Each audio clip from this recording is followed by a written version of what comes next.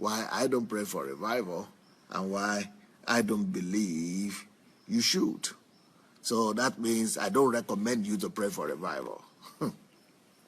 All my life, I've been hearing people pray for revival. All my life. Even when I was not a Christian, I heard people praying for revival. Unfortunately, those people who prayed for revival, they are no more here. They are long gone, now forgotten. And then the revival they prayed for that time, their children are still praying for it up to now. And those who prayed for it, when I was growing up for revival, their parents have died and they are still praying for it. But they are now old. They are about to die themselves and they are still praying for revival. There are so many churches all over the world that the only thing that you see the old people, but the old people will always die, and the old people started to pray for revival in that church have long died and gone. And the ones that are old and are still praying for revival today are their children or their grandchildren or their children's children. All of them are still praying for revival. But they are always old people. You see, they are praying for revival. But not the same old people. Those old people have died. And the next old people who prayed for the revival have also died, not seeing any revival. The first people who prayed for the revival, they didn't see it, they died. Their children took over the baton. They started praying for revival. They also died and they went, but they taught their children, their grandchildren how to pray for revival. And those ones are still praying for revival often, I mean, if they have not died yet. And then they hand it over to the children, and those children also are still praying for revival. And so everybody is praying for revival. And actually, that's the most popular prayer in Christianity today. People are praying for revival, but those people who pray for revival never see revival. I bet you that one. You go and do your statistics. Go do your research. You will discover that people who pray for revival never see revival. They die praying for revival. And they think it's a thing of glory. And they think it's a thing of honor that, oh, we pray for revival so long in this church. Either this church will split, or that the church will collapse, either the church will be broken down into pieces, either, the church will keep on reducing in size. Why they are praying for revival? They are only left with the old people praying for revival, and then all the young people they have gone to the discotheque, or they have gone to marry, to give birth to children and everything. And people are still praying for revival. People are still praying for revival. And if you are from Africa or from my country, I'm sure you've heard of people praying for revival since you were born. And if you are from the West also, everybody praying for revival. And that's why I'm coming to you today with this topic, why I don't pray for revival, and why I don't believe that you should. Why I don't believe you should. Why I don't pray for revival, and why I don't believe you should. I don't believe you should pray for revival. I don't believe you should pray for revival. I don't pray for revival, and I don't believe you should pray for revival. So what could be the reason behind this kind of controversy? What could be the reason behind this kind of controversial topic? What is Pastor Sunday all about? Is he a pastor? He's not a pastor. He's just a charlatan or something. No. If there is anybody that has experienced revival in this world, it's Pastor Sunday. And I've been able to produce revival in a hard place. And I've been able to bring about revival in places that only few humans dare walk and dare to try to build a church. And I've been able to do, thank God, in my generation what no other man, maybe, or a few other men have been able to do in my own generation. So I know what I'm talking about when I talk about revival. I know what revival means. But instead of praying for revival, I bring revival. That's the difference. I carry revival instead of praying for revival. I produce revival. And if you are interested in revival, I could teach you what to do to bring about revival, to produce revival, and to carry revival rather than to pray for revival. Like I said, those who continuously pray for revival never see revival. They die praying for revival. And they pass the baton to their children. Their children keep on praying for revival, and they also die. And it becomes a vicious circle that never ends. And they never see revival at the end of the day. Okay. But even though I'm talking, I titled this message Revival, why I don't pray for revival. But really, when I get to the heart of the message, you will discover that this message is not really about revival. We are going to talk about revival maybe next time. But this is not really about revival. That's just the topic to catch your attention. But is part of the message, but it's not the heart of the message. Let's go to Genesis chapter 2, if you don't mind. You don't need to open it, just listen. If you could go back to it, this is being recorded. That's why I said go share the link. Go look for your share button. Make sure you share the link and press the share button in your system, and and make sure that you go back to it or go to read the scriptures later on. So Genesis chapter 2, there's a principle that I want to bring out to you here. Genesis chapter 2 says, Genesis chapter 2 verse 5. Now you need to listen to this reading very carefully, okay? Just listen.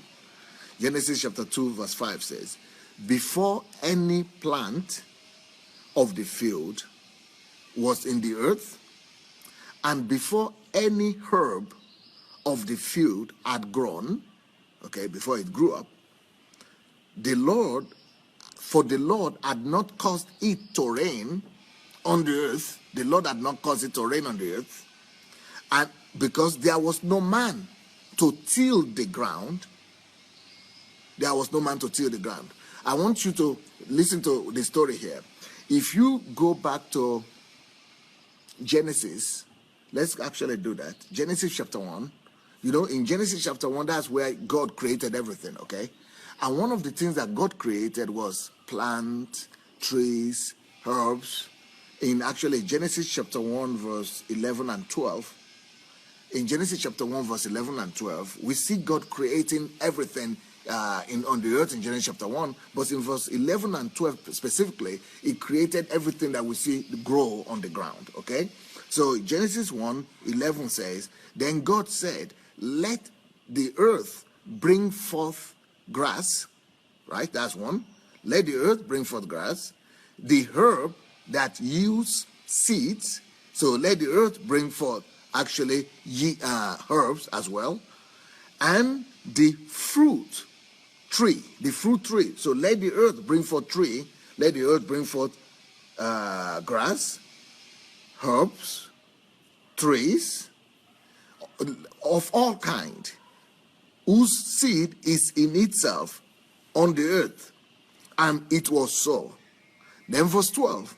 And the earth brought forth grass, the herb that is seed according to its kind, and the tree that yields fruit, whose seed is in itself according to its kind.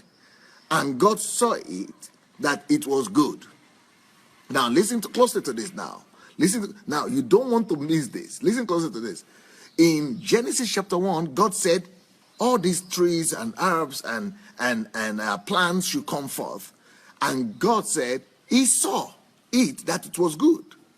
But then in chapter 2 of Genesis, the Bible kept on telling us and giving us explanation about what the process is. So you see, chapter 1 only gave us the general picture.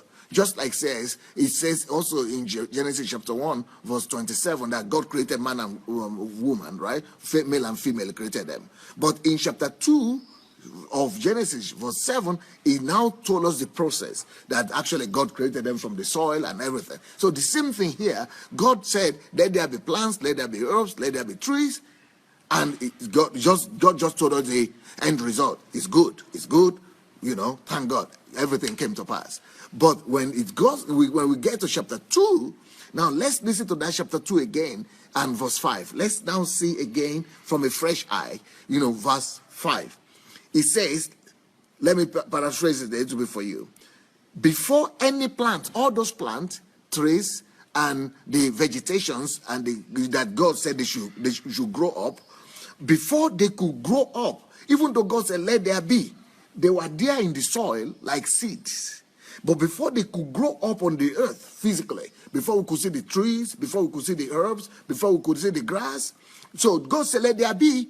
They were there on the earth, like the seed, were there on the soil, but they could not grow forth. God did not allow them to grow. Why is it that God did not allow them to grow? It gives us the reason. Verse 5, see verse 5, it says, because God had not caused it to rain on the earth.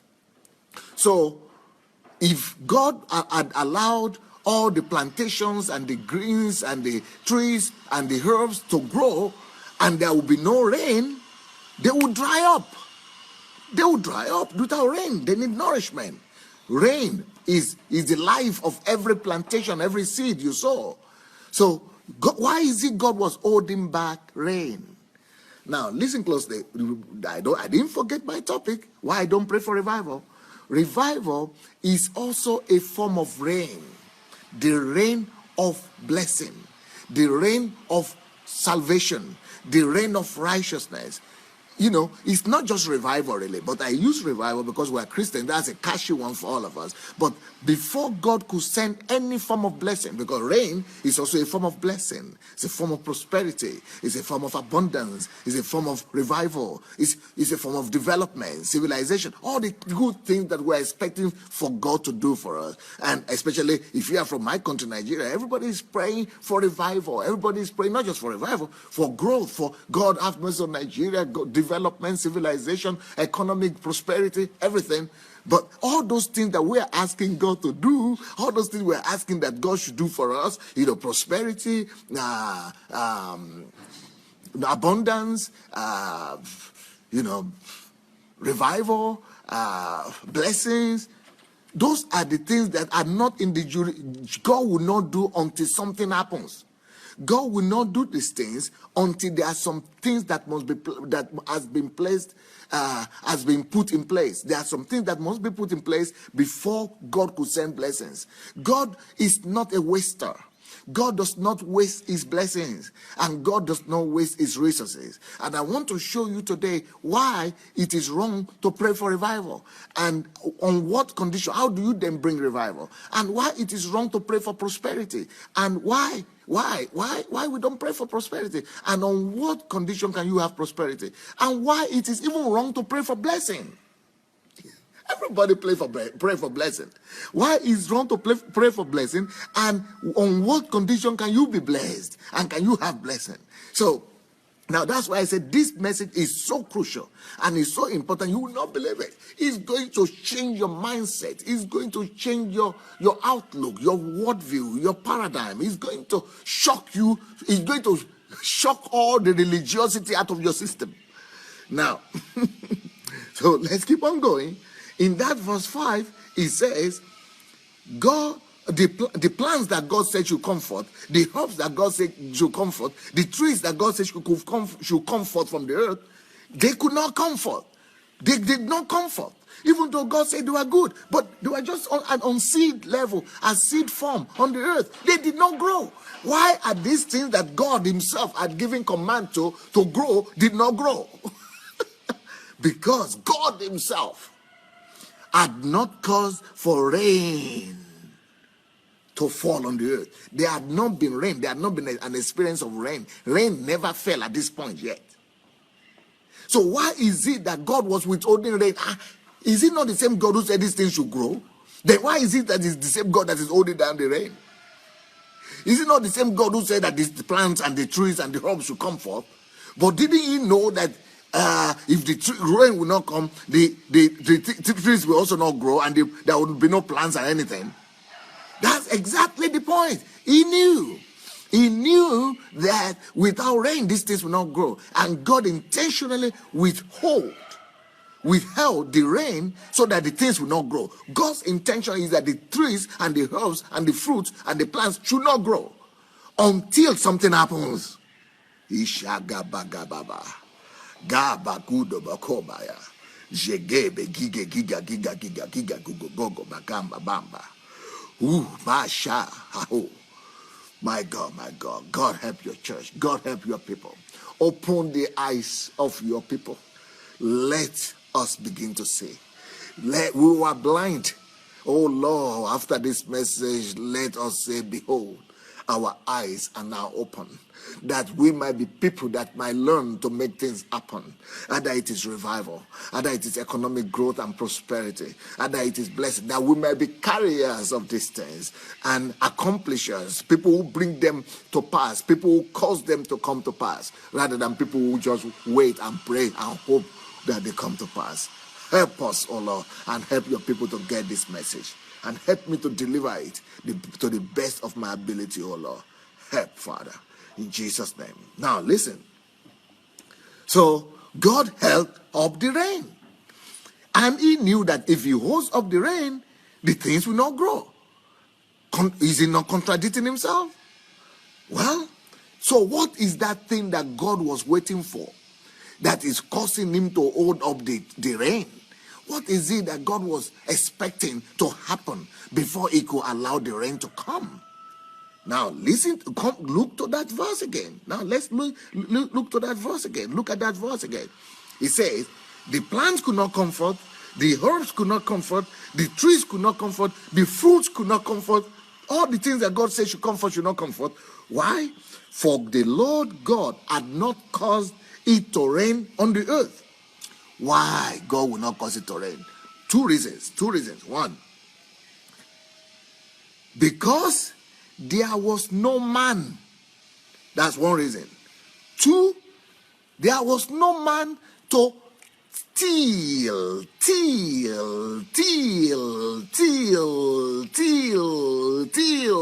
walk the ground, work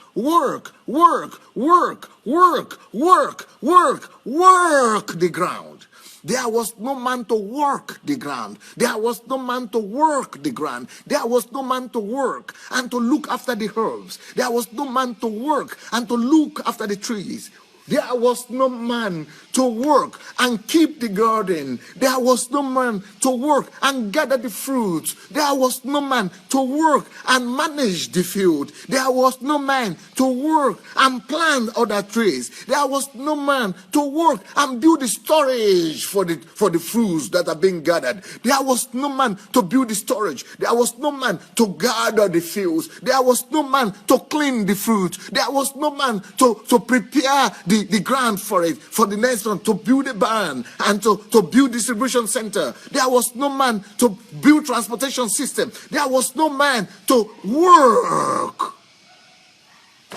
on the things that God was going to provide. That is why you should never look at work as suffering. Work is the courier, is the carriage, is the vehicle through which every blessing flows. You see, rain is God's blessing, right? Rain is the nourishment from God, is the grace from God, is the divine blessing from God. But if there will be nobody to work on the ground, work is the key that unlocks heaven's rain. Work is the key that unlocks God's abundance. Work is that key that triggers. Is the key that triggers the release of heaven's blessings.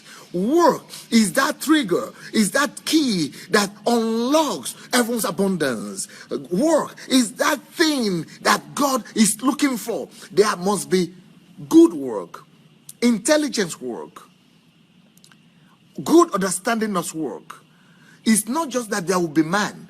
Even if there is man that is not ready to work, God will withhold his blessing. All those countries, my country and our countries, we are all complaining that Nigeria, we are saying Nigeria is a rich country. We are saying Congo, DRC is a rich country. That Africa is a rich continent.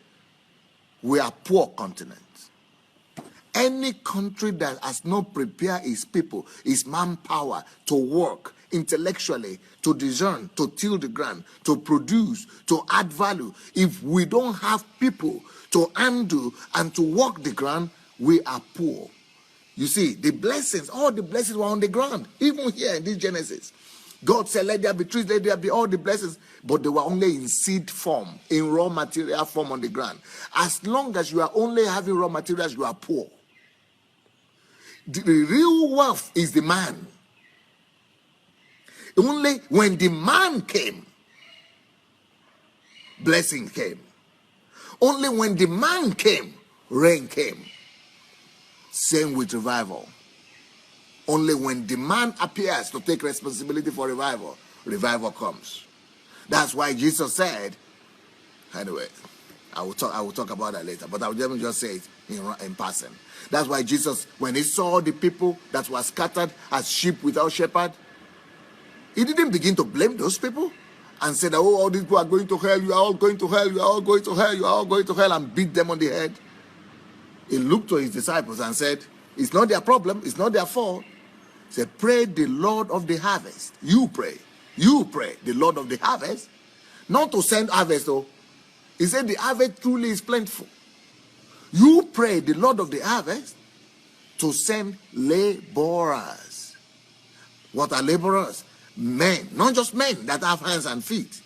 Men that are ready to work hard. Labor is not just workers. They are not salary earners. Labor is to work hard and to work for results. Unless you find men and women who are ready to work and put their lives on the line, there will never be revival. So it is foolishness, it is hypocritical to be praying for revival if you don't have men on the ground that are ready to labor. Only laborers gather harvest. The harvest truly is plentiful. Revival is plentiful.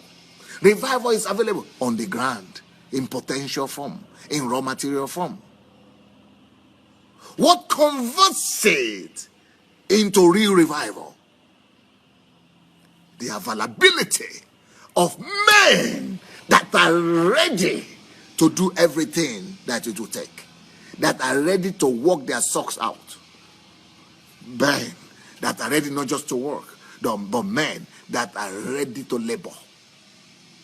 That is the precondition for which now God will send his rain of abundance and his rain of blessing. That is the precondition for revival. And it is also the precondition for every form of blessing on the earth. So we could say, oh, we are a rich country, Nigeria is a rich country, and we have raw material. You don't have anything. All those things, they would lie there and die there and rot there. They will keep on lying down there for the next 1 billion years until we have men who are equipped, who are educated, who are well trained, and who are well fashioned to take care of those things. And not just to take care of them, to manage them, to till, to keep, and to develop them. Until you have men who are ready to work, until you have men who are ready to labor. All blessings are paralytic. All blessings are, just symbolic. They are not going to add any value to you. So that is why you look everywhere in the world. Any country that you see today that is rich, they are rich not because of raw materials. They are rich not because of their natural resources. They are rich because of their culture of work. Because of their culture of work. Because of their culture of work. Their work culture. It is the work culture that makes a difference. Any country that is rich today, it is because they are first rich in their value system. And they have embraced the value system of hard work. Hard work. If European countries are rich today, you tell me what are the raw materials that France has, or what are the raw materials that England has, or what are the raw materials that Spain has. Only one raw materials: hard work. Hard work is a cultural thing. They have uprooted the culture of indolency. They have uprooted the culture of laziness from their psyche and from their culture altogether. And they have instilled in their people and in everybody that will come to live in their country also, they have instilled in them the culture of hard work and hard labor. Then that is what God blesses.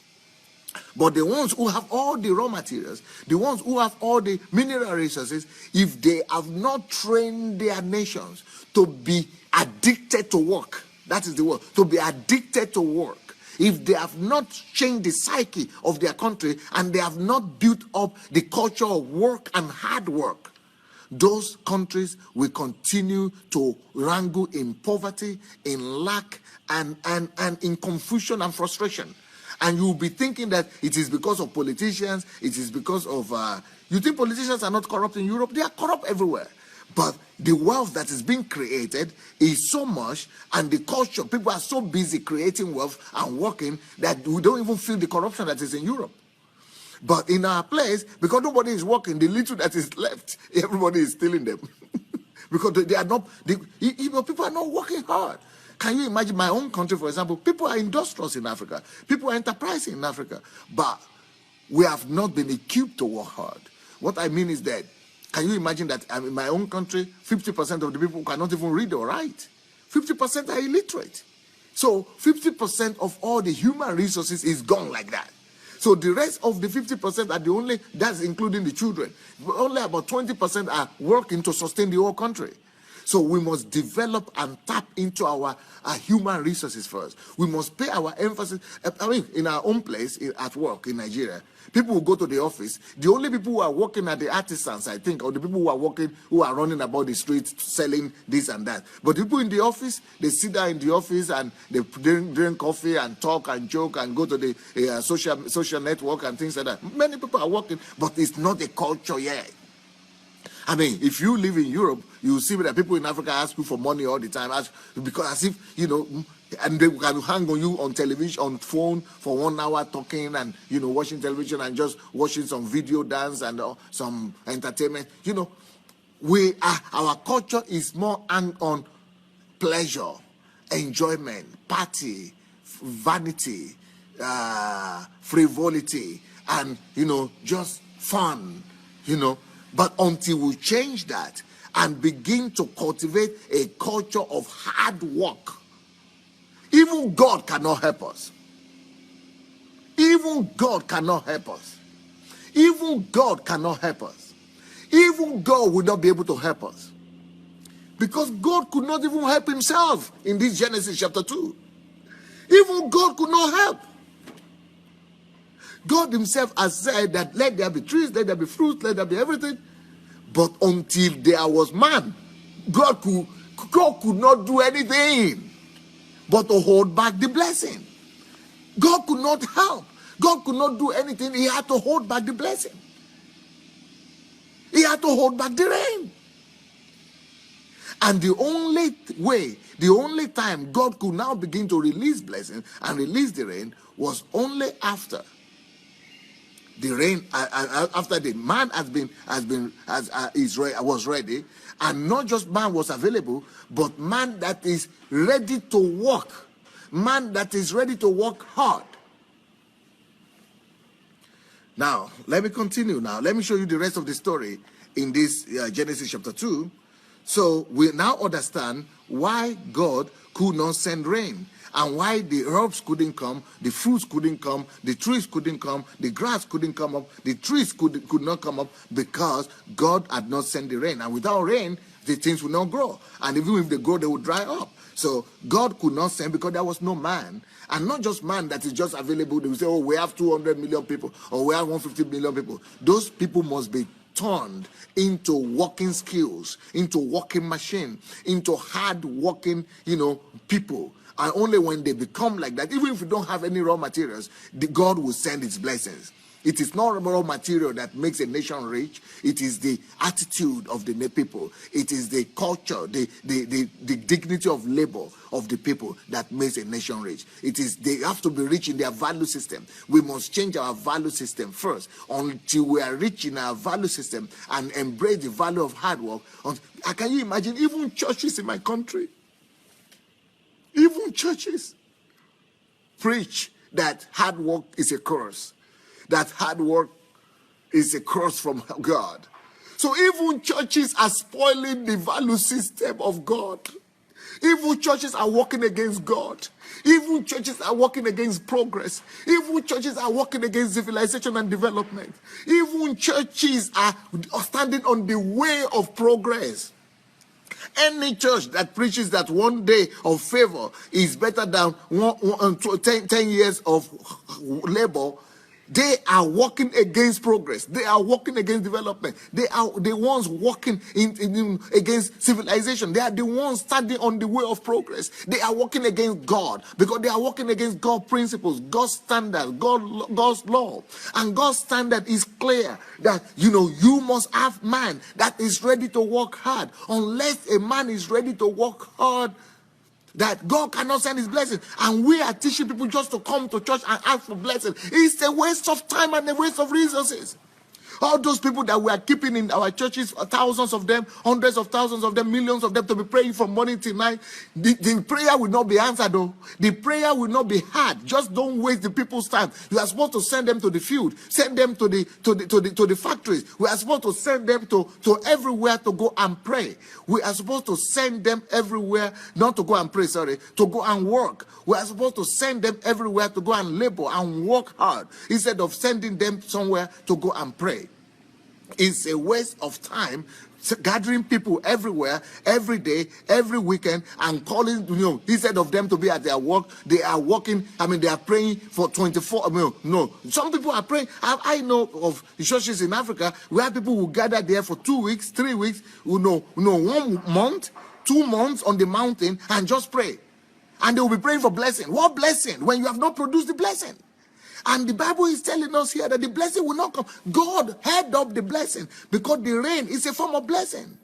It doesn't matter how long you will pray. You will stand there on the earth and be praying to heaven. Send rain, send blessings. He will not send anything because you have not fulfilled this condition. You have not fulfilled the precondition. You have not fulfilled the precondition.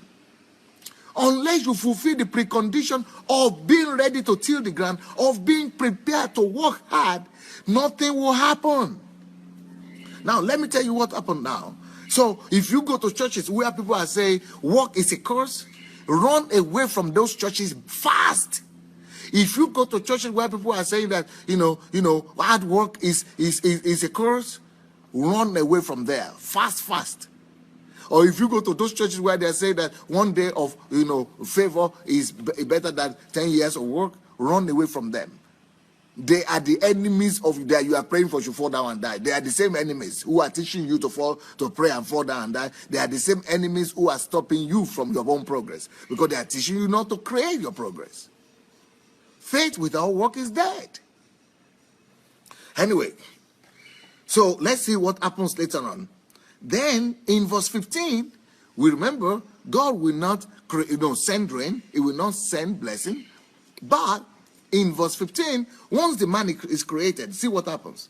Genesis chapter 2, verse 15. Then the Lord took the man that he created and put him in the garden of Eden to tend and to keep the ground, to cultivate, to tend the ground. You see, God took the man. God created the man now.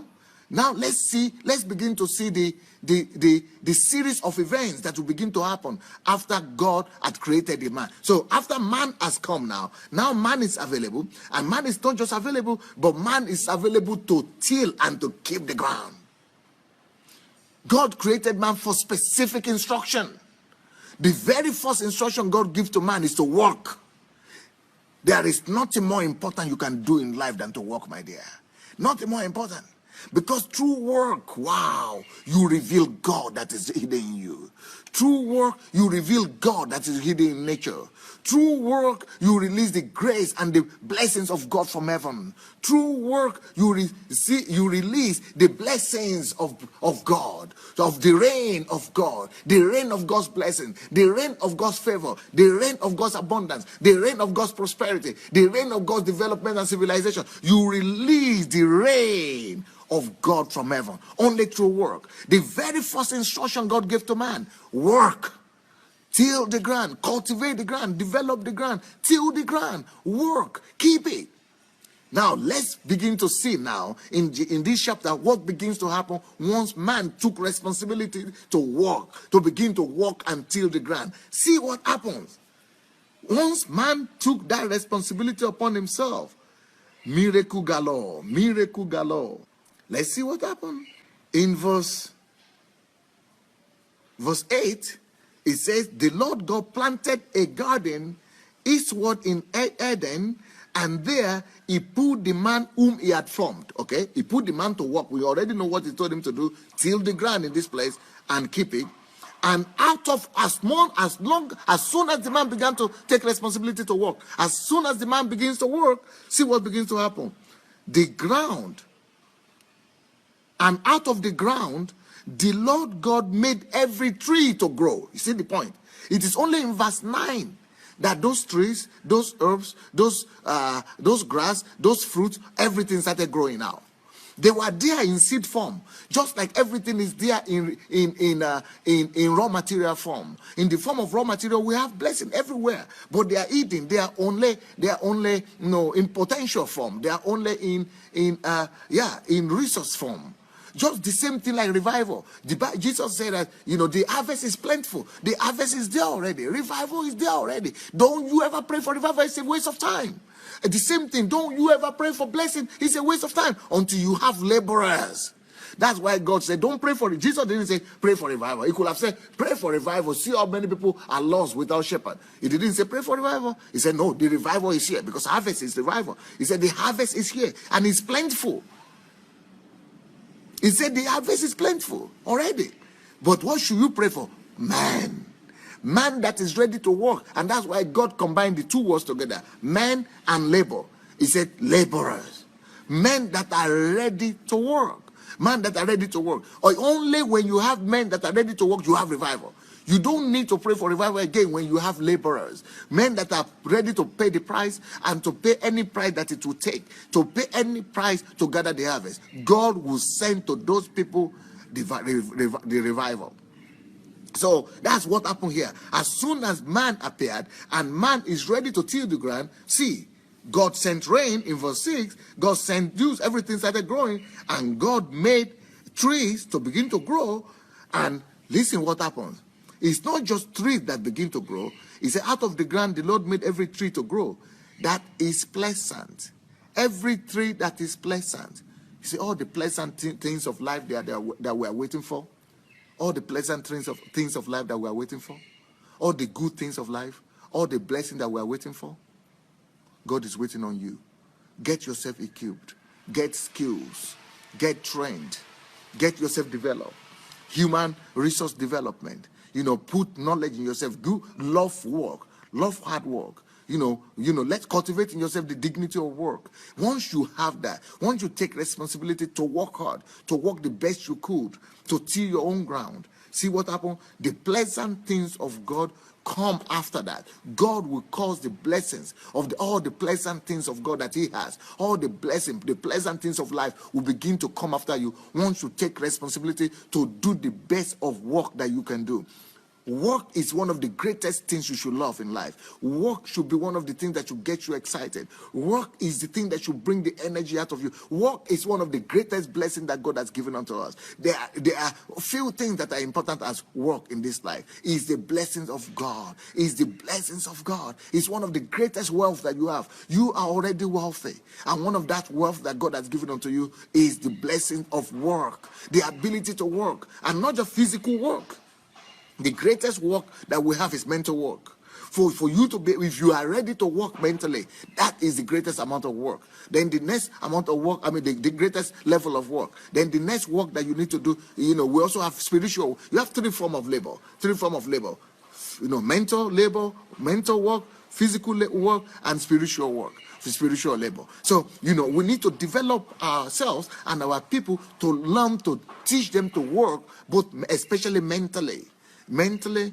Physically, any fool can do physical work. But mental work is the most demanding work. Mental work and spiritual work. So we need to teach people to really work. If you teach people to work, and God knows that you are ready to work, to do your best, to become a true laborer. Not just somebody that works for salary. Not just somebody that works anyhow. But a true laborer. You are ready to labor. I can't remember who said this. Somebody said, everybody is asking about luck. I'm not lucky. And this man said, you know what I discover? When I begin to work 14 hours a day, 14 hours a day, every day, 14 hours a day, I begin to get lucky. When I begin to work 14 to 18 hours every day, luck begin to run after me. Luck will run after everybody that will work 14 to 15 hours, for 18 hours every day. Luck will run after you. Blessing will run after you. It's the law. Rain will come upon you. Rain of blessing will come upon you once you begin to work hard. Once you begin to work 14 to 18 hours a day, you will not just work foolish work or anyhow work, any physical work, but mental work first of all. Once you know how to work, you begin to work hard. Luck will begin to run out into you everywhere. Time and chance will begin to take over you everywhere. But if you don't work and you are just doing the minimum that you could do, even God cannot help you. Even God cannot rescue you. Even your prayer and fasting cannot help you. Even your men of God cannot help you too. Let them prophesy as many as they want. You know, how many people in your churches are millionaires? Have your pastors not been prophesying for how many years now? How many years have your church been existing? I'm sure your church has been existing for more than 10 years. And why have you not become a millionaire since? What has happened to your pastor's declaration, prophetic offering, prophetic declaration, all the money you are giving to him? All the money, your prophetic offering are waste of resources and waste of time. Your prophetic offering, your faith offering, they will not do anything if you don't first of all fall in love with work. If you don't learn to work hard, to work 14, 18 hours a day, if you don't make it your lifestyle, if you are not ready to work your socks out, if you are not ready to do the best mental work you could do, if you are not ready to develop yourself, to add value to yourself, if you are not ready to do self-education as much as possible, if you are not ready to be the best where you are, if you are not ready to be better than everybody else in that field, your prophetic offering is just manipulation.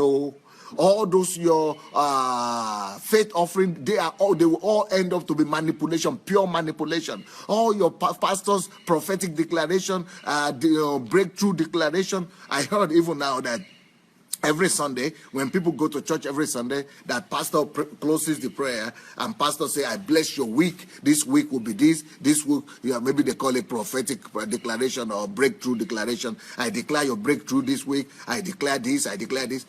But why is he doing it every week and nothing is happening? If nothing is happening, why is your country in that state? If something is happening, why are you in that state? How many people in your church, are living in abundance? How many people in your church are having everything they need? Everybody is a struggler, despite all your prophetic declarations, despite all your prosperity declaration, all your breakthrough declaration. No breakthrough is seen around the corner. Why? And the only ones who have it are either the ones that are working very hard or the ones that are stealing. I just tell you the truth. If they are not working 14, 18 hours a day, if they are not working very hard in their trade, they are just the ones stealing. They have just been stealing. Maybe you don't know about it, but that's what they've been doing. Or they have been carrying drugs. That's why they have the money. There is no other way other than work. There is no other way other than hard work and hard labor.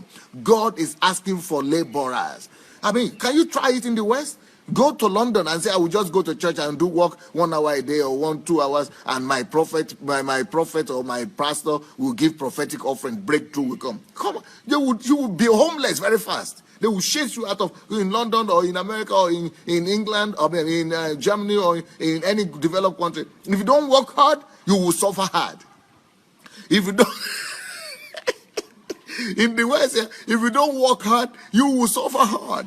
The bills will just strangle you like this. The bills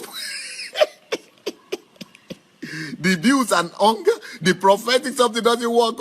If you don't work, because you have to work hard also, not just physically. I'm not talking about, I think only fools work physically, really. I think you should work hard, more mental work. The intelligent people work hard more mentally. They work hard more spiritually, and then physical work is just like that. It's not too much. But that is what I'm saying.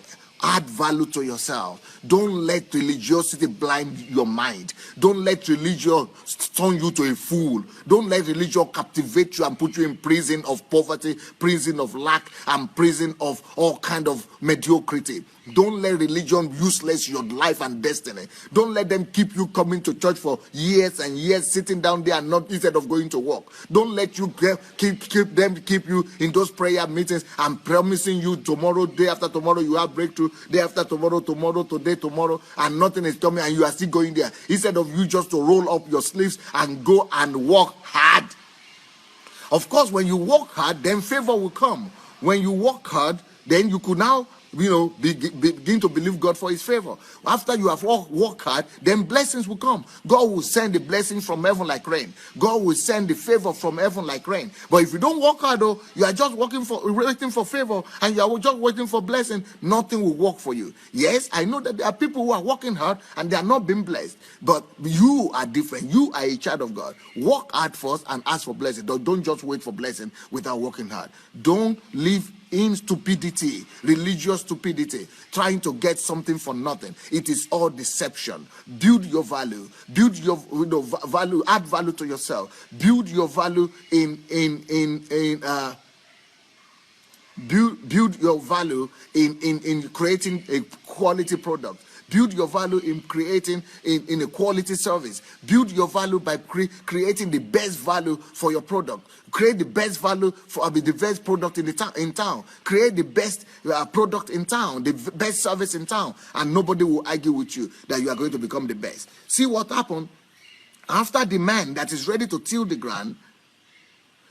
After the man is appeared, who is taking responsibility to tilling and working the ground has appeared, then miracle began to happen. Then favor began to come. Blessing began to come. The pleasant tree began to grow.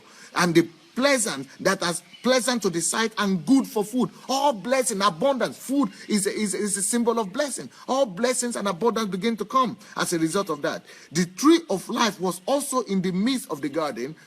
So all blessings began to come, and after the man has begun to till the ground, it's not just trees that began to flow and began to grow, and the fruits and the herbs and everything. See what happened in verse 10. Now after man took responsibility to till the ground, now they began, by tilling the ground through hard work, they began to discover the river. But river has been there before, but river, you will not discover anything in river. But through hard work, people began to discover that in the river there is gold in the river. There is not just gold in the land. Through hard work, when they began to till the ground, they began to discover gold. They began to discover bdellium. They began to discover onyx stones. All precious stones is only hard work that makes you to discover all your riches. All the riches that are buried in you, they will begin to come forward. All the riches that are buried on the earth begin to come forward just because of hard work. The same with revival.